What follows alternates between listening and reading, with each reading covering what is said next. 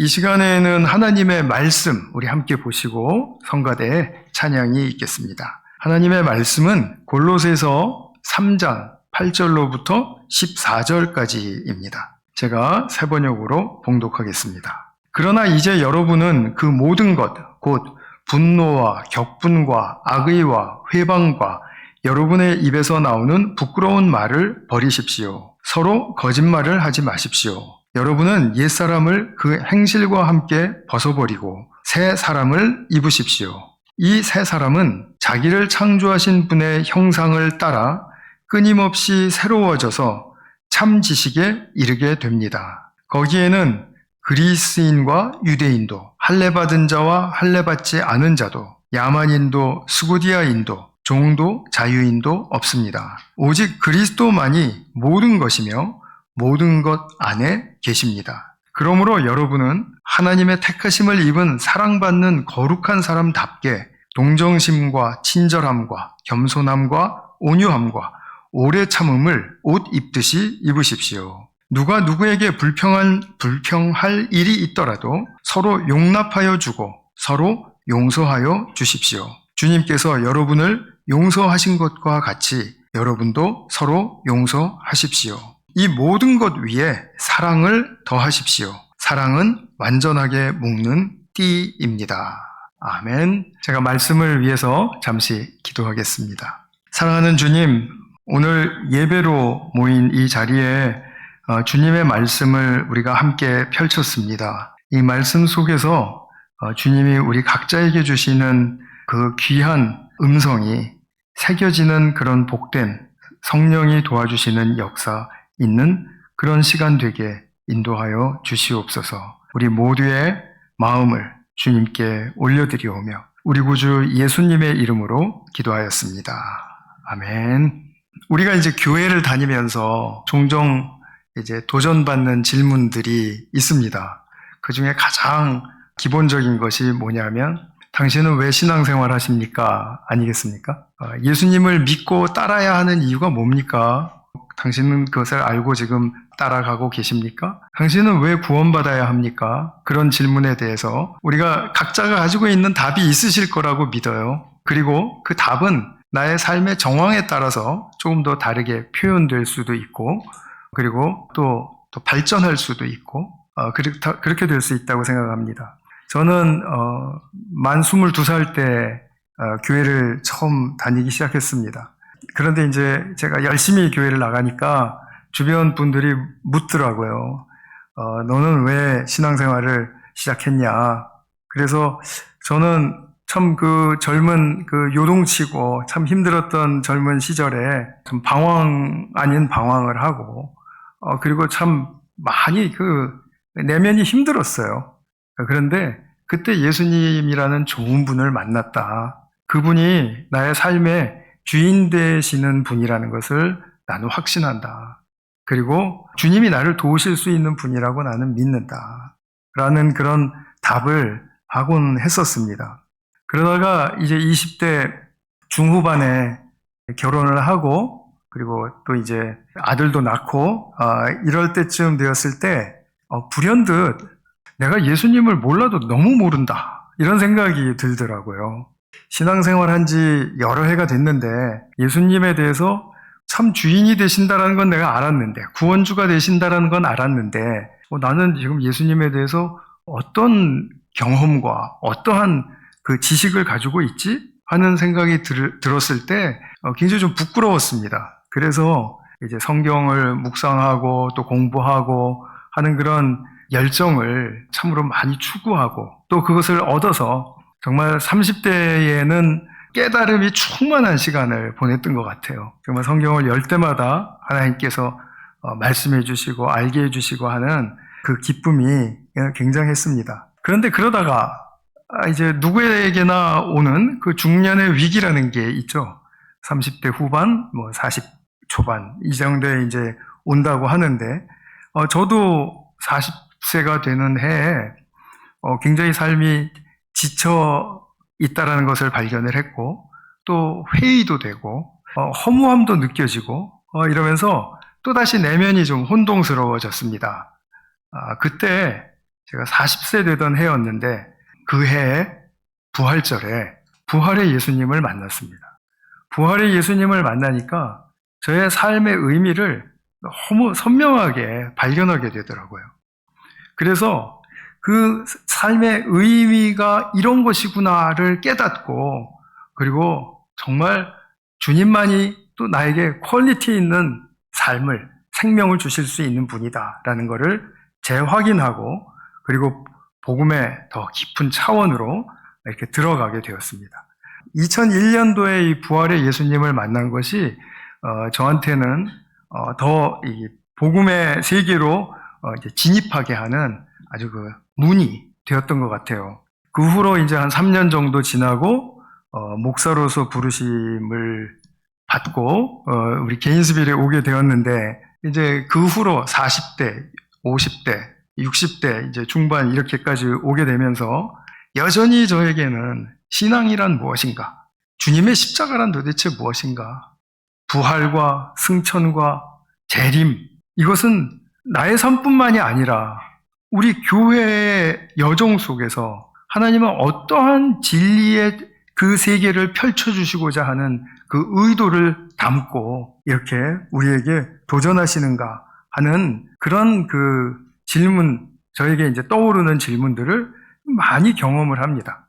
아마 저는 참 이 질문에 답하기 위해서 사는 인생이다라고 말씀을 드려도 과언이 아닐 정도로 그렇게 그런 질문들을 많이 품고 삽니다. 근데 제가 게인스빌에서 이제 목사로서 신앙생활을 하면서 꼭 붙들고 놓지 않은 두 개의 축이 있습니다. 그 첫 번째 축은 뭐냐면 하나님을 아는 지식입니다. 제가 20대 중반에 내가 예수님을 몰라도 너무 모르는 것 같다 그랬잖아요. 근데 이게 한번 알면 다 아는 게 아니고요. 이제 계속해서 하나님을, 예수님을, 성령님을 알아가는 지식이 이렇게 입체적으로 쌓여가야 하고, 그리고 또 발견돼야 되고 하는 그런 차원인 것 같아요. 그리고 두 번째 축은 다 예측하시겠지만 인간을 아는 지식입니다. 여기서 인간이라는 것은 성서에서 인간에 대해서 무엇을 말하고 있는가를 내 자신 속에서 또 우리 동료 인간들을 통해서 발견하는 것입니다. 이 두 개의 축은 저는 무척 중요하다고 생각했습니다. 전통적인 입장에서는, 신학적인 또 성경 해석적인 입장에서는 하나님의 은혜와 영광에 대한 중요성은 아주 잘, 그리고 매우 강조가 되어 왔습니다. 그런데 그에 비해서 하나님의 그 인간 창조에 대한 성서적인 스펙트럼은 그리 그렇게 넓혀지지 않았던 것이 사실입니다. 그런데 아이러니하게도 우리가 잘 아는 종교개혁자 칼뱅이라는 분이 있죠.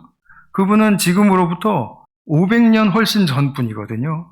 근데 그분이 종교개혁의 이제 기수로서 이제 달려갈 때 기독교 강요라는 아주 중요한 책을 썼습니다. 프랑스에 있는 교우들에게 기독교란 이런 것입니다 하고 뼈대를 세우고 이제 간결하게 한다고 이렇게 썼는데, 그게 우리 책, 두꺼운 책으로 3권 분량입니다. 본인은 간결하게 썼다라는 거죠. 그건 본인의 주장이니까 그렇게 받아들이고요. 이 기독교 강요의 첫 챕터의 첫 단락이 이렇게 시작을 합니다. 네, 잘 띄워주셨네요. 제가 한번 읽어보겠습니다. 눈으로 한번 따라 읽어보세요. 참되고 견고한 지혜라고 부를 만한 우리의 지혜는 거의 전부 두 부분으로 이루어져 있다. 곧 하나님을 아는 지식과 우리 자신을 아는 지식이다. 그러나 이 둘은 여러 끈으로 서로 깊이 연결되어 있기 때문에 어느 것이 먼저인지 말하기 어렵다. 이렇게 말했습니다. 그러니까 하나님을 알아야 나를 알 수 있는 거냐, 나를 알아야 하나님을 알 수 있는 거냐, 이런 씨름은 무의미하다 이겁니다. 어쨌든 이 두 개를 같이 붙들고 가는 것이 중요합니다 라는 그런 뜻이죠. 그래서 하나님과 사람을 아는 그 지식의 중요성은 벌써 칼뱅의 말을 통해서 500년 전에 우리에게 들려졌습니다. 오늘도 우리가 본문을 통해서 지난 제가 3주 동안에 그리스도 안에서 온전한 사람으로 세워진다라는 것이 도대체 어떤 의미이냐, 어떤 내용을 갖느냐 하는 그런 주제를 말씀드렸는데 그것에 이어서 또 말씀을 계속 드리도록 하겠습니다. 오늘 본문에 보시면은 10절에서 새 사람을 입으십시오. 이 새 사람은 자기를 창조하신 분 누굽니까? 창조주 하나님. 그 하나님의 형상을 따라 우리가 하나님의 형상으로 지어졌죠. 그 하나님의 형상을 따라 그것에 의거하여 끊임없이 새로워져서 참 지식에 이르게 됩니다. 이게 새 사람의 여정이고 새 사람의 특징입니다. 자, 새 사람이 되는 것은 어느 순간에 가능해요.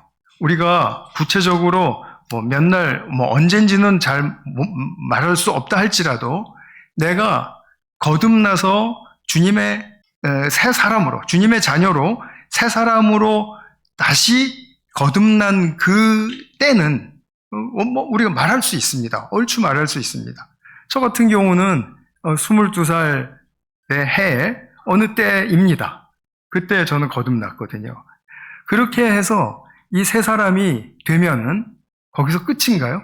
전혀 아니죠. 그건 아마 동의하시지 않을 겁니다. 절대로 그 새 사람이 되었다고 해서 끝이 아닙니다. 그러면 어떤 여정을 걸어가야 한다고 말하는 것입니까? 오늘 사도 바울의 말씀을 빌리면 창조하신 분의 형상을 따라 끊임없이 새로워지는 길을 가라. 끊임없이 한 번이 아니라 두 번이 아니고 여러 번이 아니고 그냥 살아있는 동안 지속적으로 이렇게 새로워지는 삶을 살아야 한다라는 말씀이에요. 여기서 새로워짐이라는 말씀의 그 단어의 뜻은 성장하고 성숙한다라는 그런 의미이죠.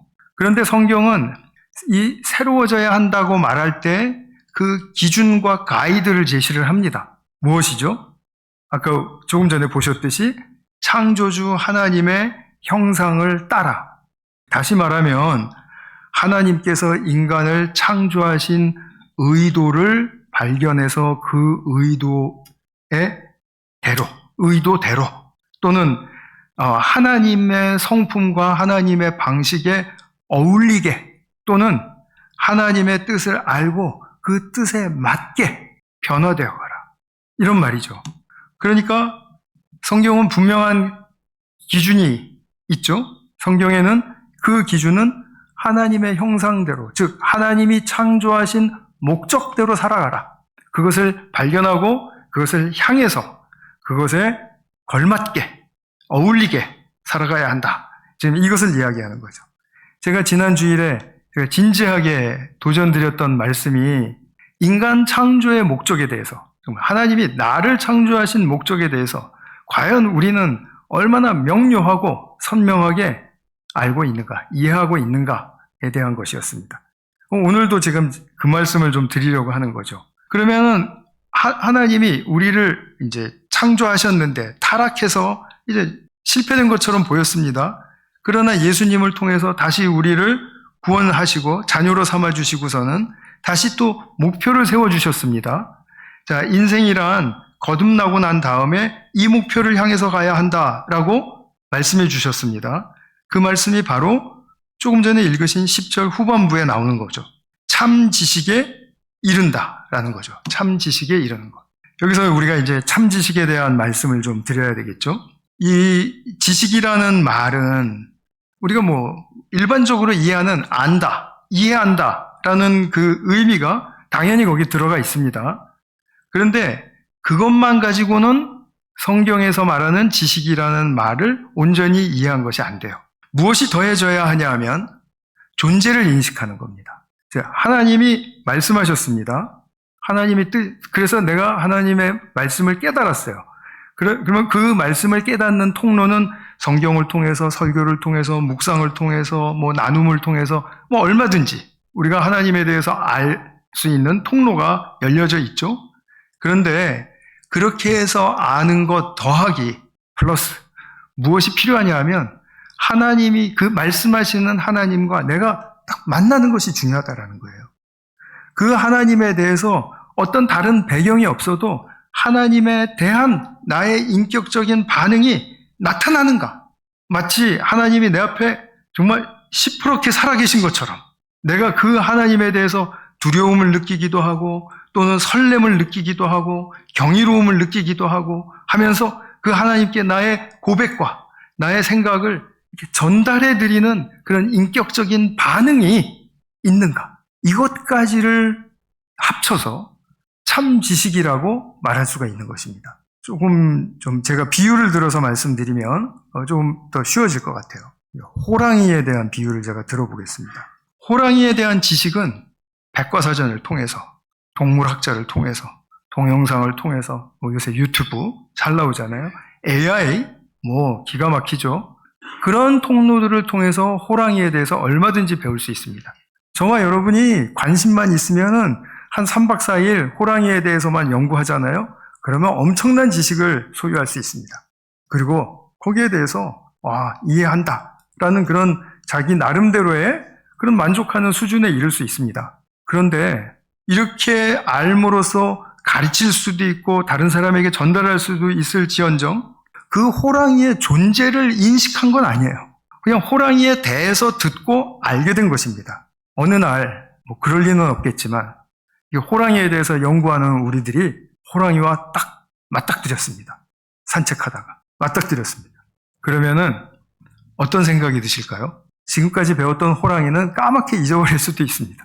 그 지식이 문제가 아닙니다, 지금. 그죠? 이 호랑이란 존재가 얼마나 압도적인가, 위협이 있는가, 강해 보이는가, 또는 아름다운가에 대한 그 존재에 대한 인식이 나에게 확 살아나겠죠. 새로워지는 겁니다. 자각이 일어나는 겁니다. 자각. 그러니까 이 호랑이를 그렇게 만난 적이 있는 사람은 호랑이에 대해서 연구하고 알게 된 그런 모든 지식과 더불어 이제 생생하게 호랑이에 대해서 전문가처럼 이야기를 해줄 수가 있겠죠. 진짜로 호랑이를 만나고 호랑이에 대해서 이야기하는 사람은 좀 다를 거라고 생각이 안 드시나요? 차이는 별로 없을지 모릅니다. 그런데 분명히 있을 것입니다. 자연의 경이를 경험하는 것도 그렇습니다. 우리나라 설악산이 명산이잖아요. 그래서 정말 사진과 동영상을 보면 얼마나 아름답습니까? 그것만 보고도 우리는 설악산이 이러하다라고 그렇게 아름다움을 전달하고 이야기해 줄 수 있습니다. 제가 중학교 2학년 때 생각해 보니까 1976년도더라고요. 그래서 50년 전입니다. 기가 막혀서 정말.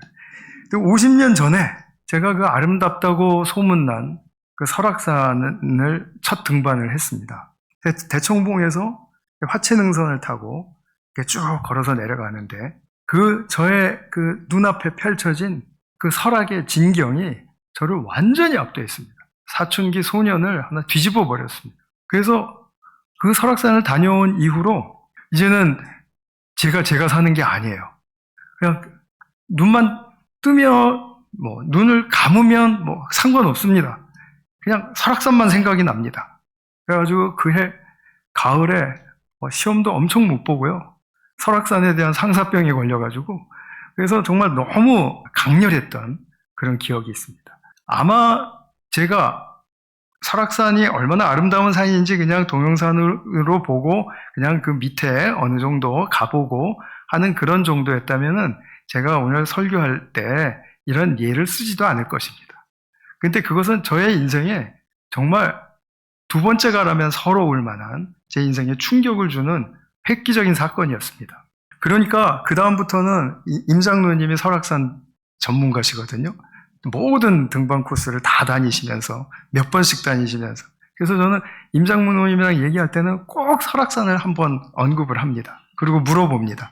저는 그렇게 듣는 것만으로도 그때 기억이 생각이 나면서 새 힘을 얻습니다. 설악산에 대한 저의 나름대로의 참 지식입니다.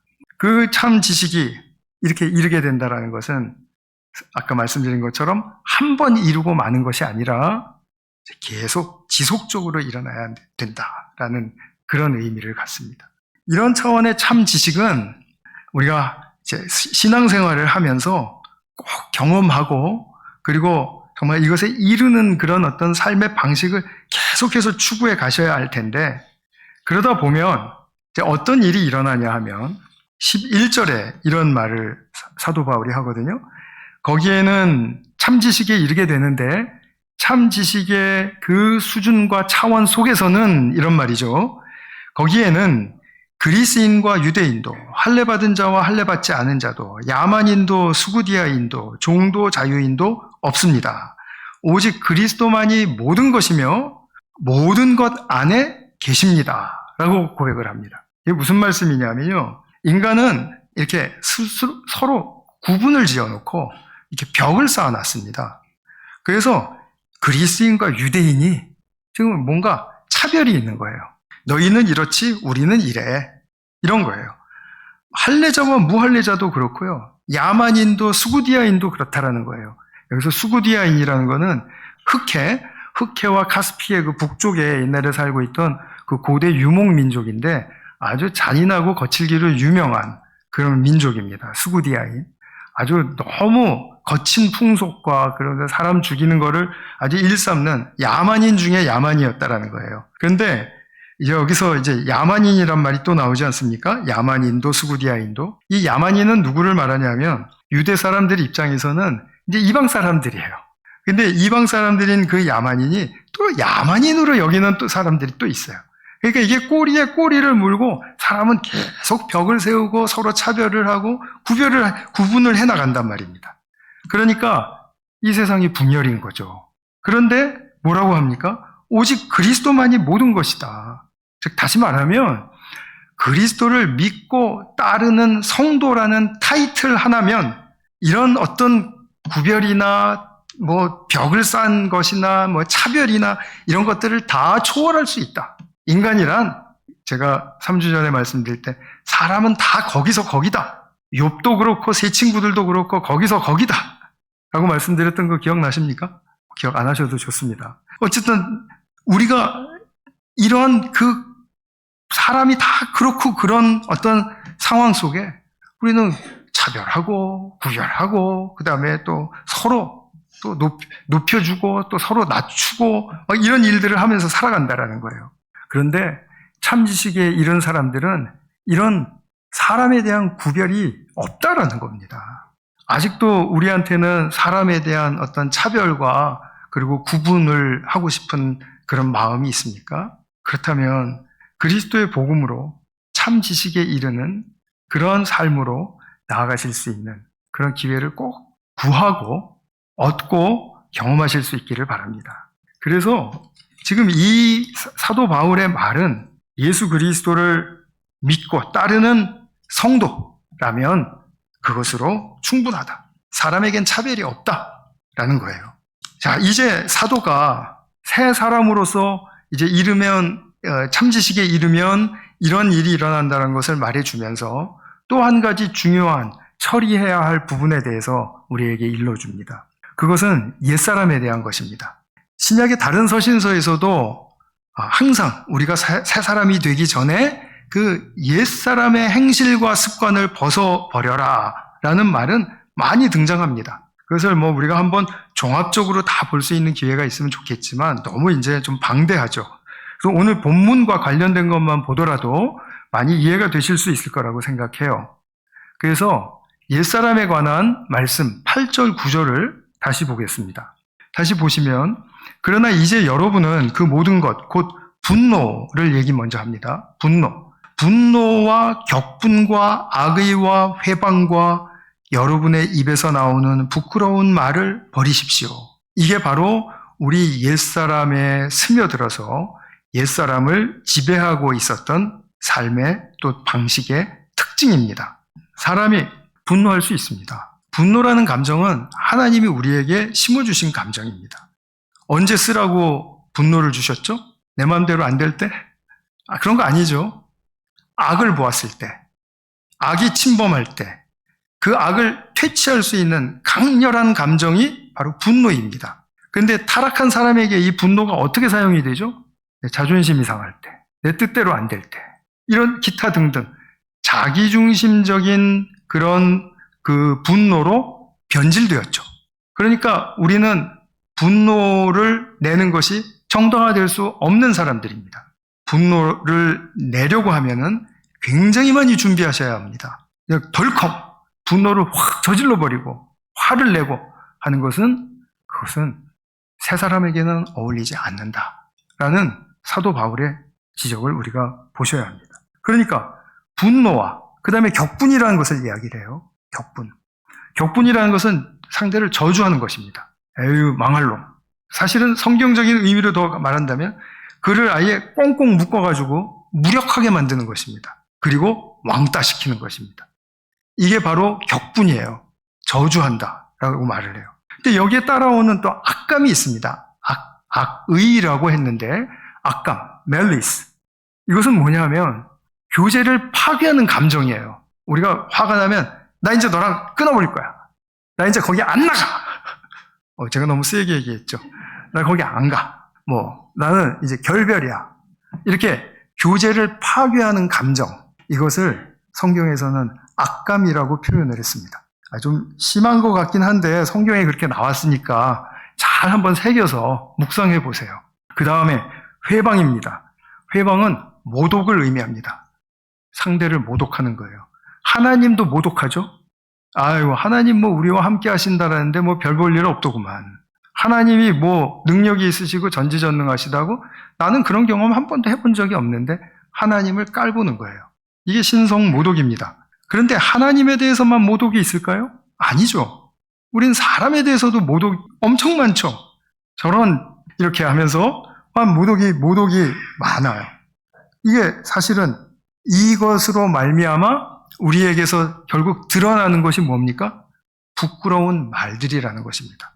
여기서 부끄럽다라는 말은 그냥 직역하면 더러운 말이라고 하는 거예요. 근데 이 더러운 말이라고 하는 게 진짜 더럽다라는 그런 의미보다는 하나님의 생명에 어울리지 않는다라는 뜻입니다. 좀 우리가 그렇게 폭넓게 해석을 할 수 있겠죠. 자, 이 부끄러운 말들의 시작이 뭡니까? 분노입니다. 그러니까 화가 나는 것이 전개가 돼요. 그래서 격분이, 또 그 다음에 악감이, 그 다음에 회방이, 그리고 부끄러운 말들이 튀어나오는 겁니다. 그래서 저와 성도님들은 화가 나면 일단 참는 것이 제일 안전합니다. 한 분도 동의를 하시는 것 같지가 않은 이 썰렁한 분위기는 뭐죠? 여러분, 분노가 일어날 때 분노를 내는 게 정당하다. 케이스 바이 케이스지. 이렇게 생각하신다면 오늘 말씀을 좀 더 깊이 한번 좀 새겨보시기 바라요. 화가 나면 일단 참는 것이 가장 안전합니다. 그리고 분노를 속에서 가르세요. 그리고 준비하셔서 가장 선하고 가장 참된 방법으로 분노하세요. 그렇게 분노할 수 있습니다. 악을 퇴치하는 감정이라고 했잖아요. 악은 우리가 악을 쓰고 혈기를 내야만이 그게 없어집니까? 그렇게 오해하는 사람들도 있지만 사실 악은 그렇게 해서 없어지는 게 아닙니다. 만일 악에 대한 분노라고 하더라도 우리가 다듬어서 진정한 의미에서의 분노를 내면 더 강력하게 악을 컨트롤할 수 있습니다. 요즘 축구 보시고 화가 많이 나 있으시죠? 화가 나는 거는 이해해요. 근데 여기서 격분까지 가시면 안 되겠죠? 그리고 악감, 남아프리카 공화국에다가 귀화시켜? 이러시면 안 되겠죠? 축구 안 보시나요? 저주하는 거죠. 야, 저게 국대냐? 저게 감독이냐? 이러면서. 우리가 참 이런 것들을 가감없이 표출을 하는데, 물론 이해는 하죠. 근데 어느 선까지만 가고 말아야죠. 멈춰야죠. 멈출 줄 알아야 됩니다.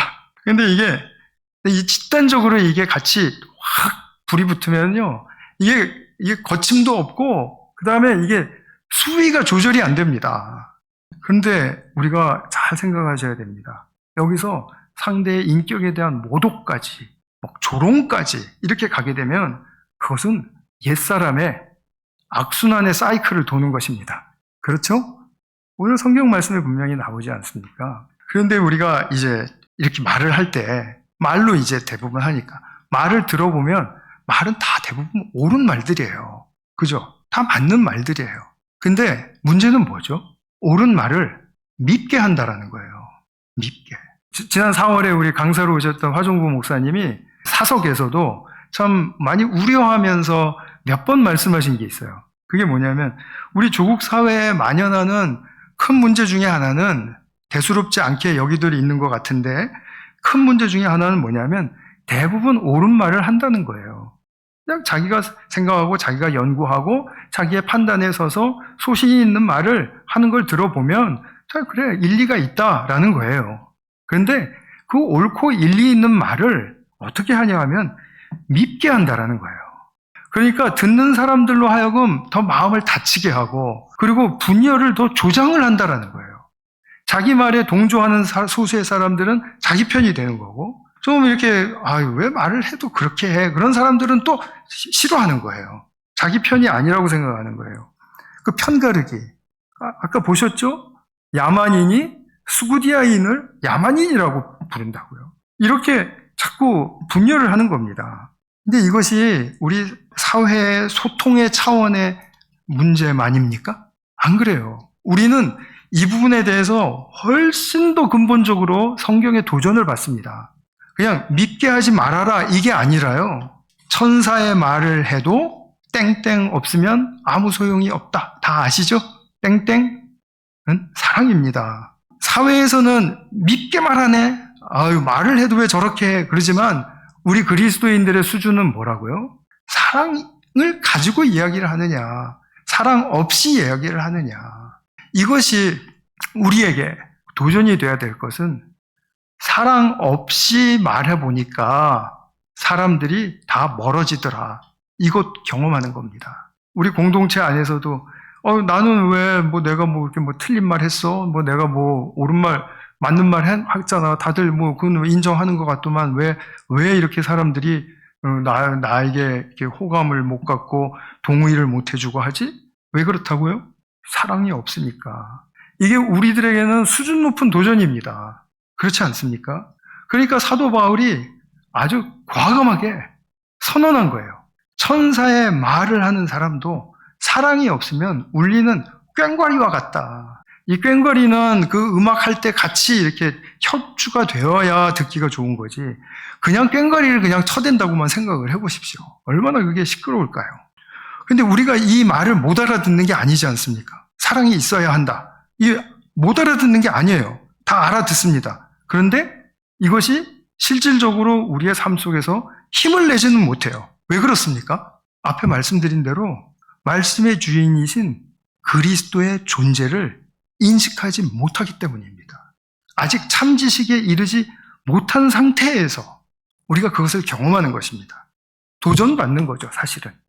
그것을 향해서 더 적극적으로 나아가라고. 그래서 우리가 그리스도의 존재를 인식한다. 그러면은 아까도 말씀드렸지만 그리스인, 유대인, 할례자, 무할례자 이런 거 차별해서 사람을 보게 되지 않습니다. 사람이면 사람이 고귀한 것입니다. 그래서 사람을 누구나 존중할 수 있게 되는 것입니다. 실수를 하든 잘못을 하든 못된 짓을 하든 심지어는 이렇게 말씀드리면 또 화가 나실 분들이 있을 것 같긴 한데 살인자도 그렇습니다. 내가 달리 살인자가 아닌 이유가 없습니다.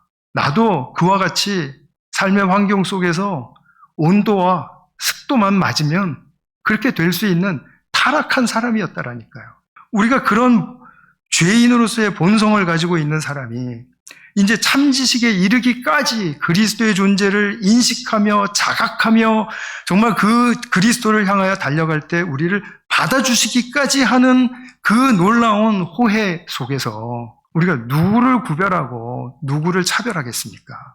그런 거 아니지 않습니까? 그래서 그리스도가 보이는 것이 중요합니다. 그리스도의 존재가 느껴지고 그것에 대한 나의 인격적인 반응이 나타나는 것이 중요합니다. 그분이 어떤 은혜와 사랑을 내게 베푸셨는지 그것을 경험하는 것이 중요합니다. 이것이 보이지 않으면 아무 힘이 일어나지 않습니다. 사랑 없으면 아무것도 아니다라는 걸 알면서도 그냥 나는 똑같은 수준의 삶을 쳇바퀴 돌듯이 도는 수밖에는 없다라는 말씀입니다. 그래서 본문의 12절에서 14절까지 보시면 제가 다시 적어드렸어요. 아까 읽으셨지만 한번 보겠습니다. 그러므로 여러분은 하나님의 택하심을 입은 사랑받는 거룩한 사람답게라고 돼 있죠. 그리고 이제 여기에 나옵니다. 따라 붙는 것. 동정심과 친절함과 겸손함과 온유함과 오래 참음을 옷 입듯이 우리 매일 이렇게 옷 갈아입고 하듯이 옷 입듯이 입으십시오. 누가 누구에게 불평할 일이 있더라도 서로 용납하여 주고 서로 용서하여 주십시오. 주님께서 여러분을 용서하신 것과 같이 여러분도 서로 용서하십시오.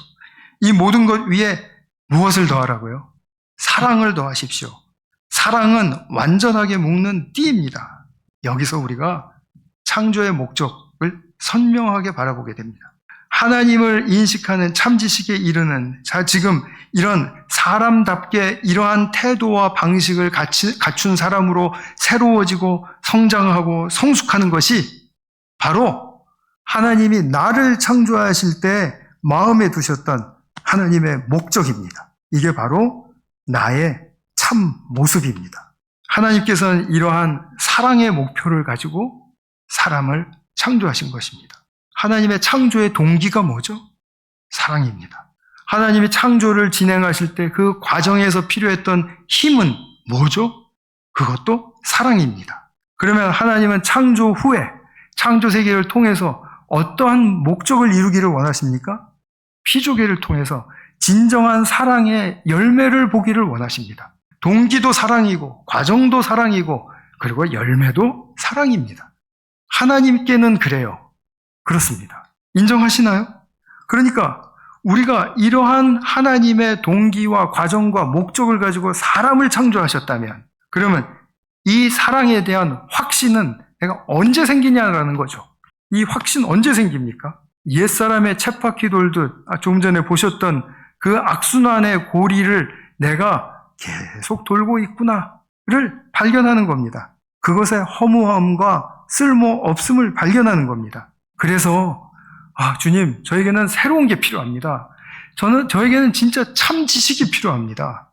그냥 알고 이해하고 말하는 그런 수준이 아니라 제가 주님의 말씀에 대한 또 주님에 대한 존재의 그 인식이 깨어나고 자각이 일어나고 그리고 이거 활짝 살아나서 그래서 정말 인격적으로 주님 내 앞에 계신 또 내 옆에 동행하시는 그런 분에게 내가 반응하면서 사는 바로 그런 삶을 내가 살고 싶습니다. 근데 저 혼자 힘으로는 안 됩니다. 속절없는 심정으로 간구하는 겁니다. 도와주세요, 주님. 제가 참 지식에 이르도록 주님 사랑이 보이도록 도와주세요.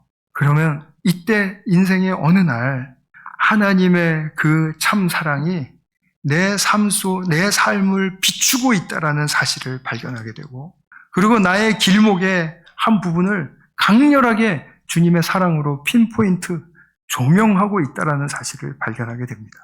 내가 이 자리에서 하나님의 사랑을 발견했다. 이렇게 고백할 수 있는 그런 경험이 가능해지게 됩니다. 사랑이 보이는 것입니다. 이 사랑이 보이지 않으면 우리는 다시 또 옛사람의 그 순환의 고리를 또 돌아야 하죠. 이 사랑이 보이기 시작한 새 사람은 이제 알아요. 내 삶에 하나님이 이 사랑으로 승부를 거시는구나. 이것이 얼마나 나에게는 큰 복인가를 알게 됩니다. 이런 뚜렷한 정말 핵심적인 주제인 이 사랑 하나가 나의 인생을 전부 좌지우지하며 다스리며 나를 끝까지 이끌어가는 정말 참되고 복된 힘이로구나. 생명의 힘이로구나. 이것을 고백하게 됩니다. 이것이 얼마나 나에게 큰 복인지. 이제 앞으로 살아가면서 누구를 만나든지 무슨 일을 당하든지 이제는 사랑으로 돌아갈 수 있는 그런 동기를 얻으셨기를 바랍니다. 그리고 그때 주님께 찾고 구하고 두드리며 나아가는 사람은 결코 모른 척 하시지 않는다라는 사실 꼭 기억하시기 바랍니다. 주님이 정말 모든 일에 사랑의 열매를 향해서 내 자신이 수고하고 그리고 정진하는 그런 삶을 허락하시는구나를 분명히 고백하실 수 있을 거라고 믿습니다. 사도 바울이 가르쳐 주신 이 세 사람의 길을 서로 우리 공동체 안에서 격려하시면서 나아가실 수 있기를 주님의 이름으로 축복합니다. 기도하겠습니다. 사랑하는 주님, 이제는 사랑의 열매를 위해서 정말 수고하고 정진하는 우리 성도님들 될 수 있도록 주님의 자비를 베풀어 주시기를 간절히 빌고 원합니다. 그래서 우리 성도님들의 삶 속에서 어떤 스팟에 정말 하나님의 사랑이 강렬하게 임하고 또 우리의 삶을 이끌어주고 계신다라는 사실을 인정할 수 있는 그런 인식의 새로워지는 변화가 있기를 간절히 소망합니다. 그리고 사랑받는 사람답게 동정심과 친절함과 겸손함과 온유함과 오래 참음을 옷 입는 주님의 자녀 되어서 모든 것 위에 사랑을 더하는 복된 성도들 될 수 있도록 인도하여 주시옵소서. 함께하여 주신 은혜에 감사드리며 우리 구주 예수님의 이름으로 기도하였습니다. 아멘.